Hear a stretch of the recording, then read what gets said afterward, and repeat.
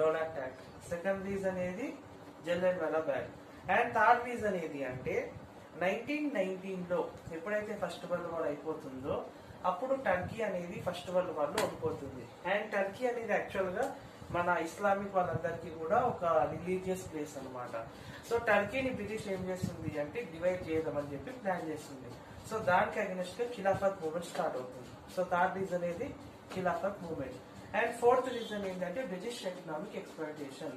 అంటే British economically మన యొక్క ఇండియన్ యొక్క రిసోర్సెస్ ని మనీని దోచుకోవడం. సో ఇవి మేజర్ రీజన్స్.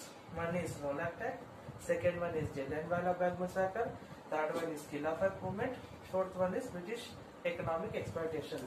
ఈ 4 రీజన్స్ బ్యాక్గ్రౌండ్ లో జరగడం వల్ల నాన్ కోఆపరేషన్ మూవ్మెంట్ అనేది వచ్చింది. అసలు నాన్ కోఆపరేషన్ మూవ్మెంట్ ఎట్లా స్టార్ట్ అయింది? ఇక్కడ ఫస్ట్ మీటింగ్ అయింది 1919 ఢిల్లీలో.